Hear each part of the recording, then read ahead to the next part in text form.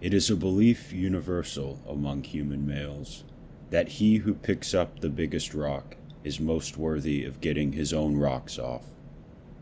It actually makes stupid sense.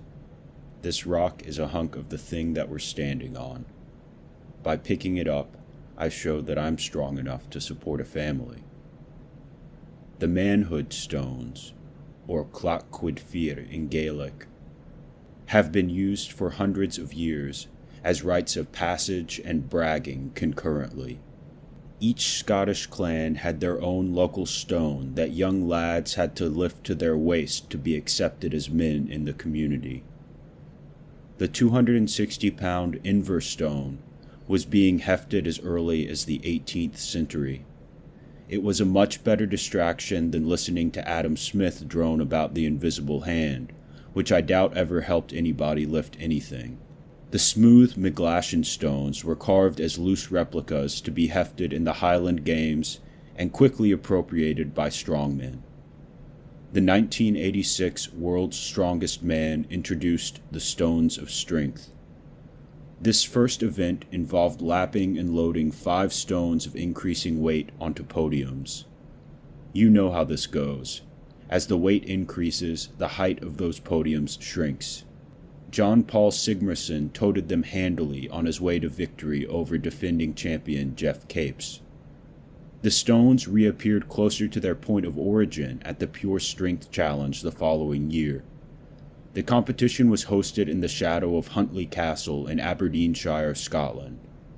It served as the de facto 1987 World Championships, bringing together Sigmarsson, Jeff Capes, and Bill Kazmaier, who had been exiled from World's Strongest Man for winning too prolifically. Capes was licking wounds from his lost title. Kaz was fresh off a pro wrestling stint. Sigmarsson won the stones and 7 of the other 10 events en route to a dominating victory. In 1988, World's Strongest Man returned and brought along the McGlashan stones. Only Kaz and Sigmarsson were able to lift all 5 of them. In 1989, a variation of the event appeared where athletes had to bring the stone to their shoulder. Jim Pollock famously dropped it on his foot, then nearly rolled it into the audience, but came out relatively unscathed. The name changed again in 1998 when World's Strongest Man was contested in Tenerife, with the Atlas Mountains as the backdrop. The Stones of Strength became the Atlas Stones, though they seem more Sisyphusian in my consideration. More recently, the Stone Run's close cousin has come to stand as a barrier of entry into the final. The controversial Stone-Off pits the 2nd and 3rd ranking athlete in each heat head-to-head, loading a stone back and forth over a bar until one athlete's strength or bicep tendon fails them. The event also appeared at the 2007 Arnold Classic under its most original title of the Manhood Stones. Typical of the Arnold, weights were unprecedentedly heavy, 220 and 237 kilos, or 484 and 521 American pounds for those of you with star-spangled tendencies. Brian Shaw and Derek Poundstone both tripled a 537-pound stone at the Arnold in 2010. Shaw lifted a 555-pound stone in 2016, then chipped his world record the next year with 560. Fresh-faced Martins Lessis also gave the weight a valiant go. In 2019, Beasts of the Middle East featured a marathon 10-stone run, with weights escalating from 220 to 440 pounds. Brian Shaw, J.F. Carone, and the Stoltman brothers all completed the runs, with young Tom clocking a time over 20 seconds ahead of the rest.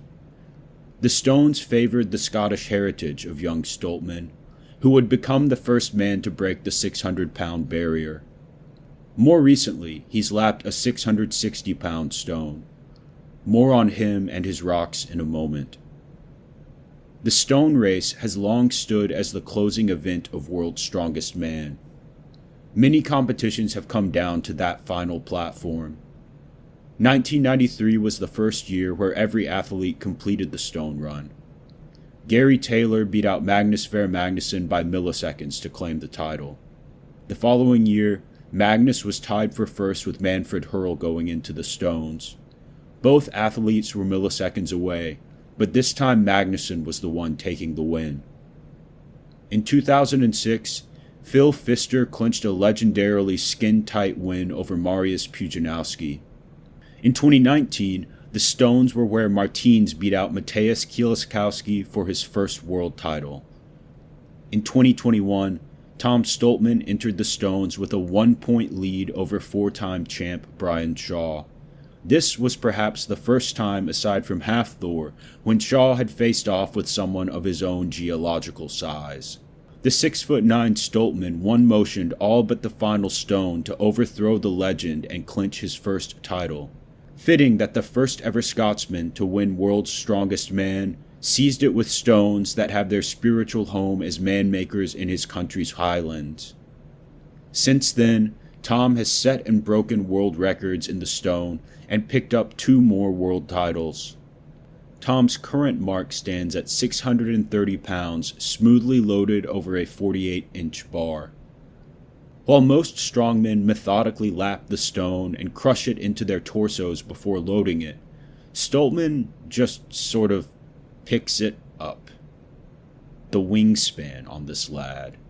They don't call him the albatross for nothing. I'm sure the stones feel snug against a Scottish stomach.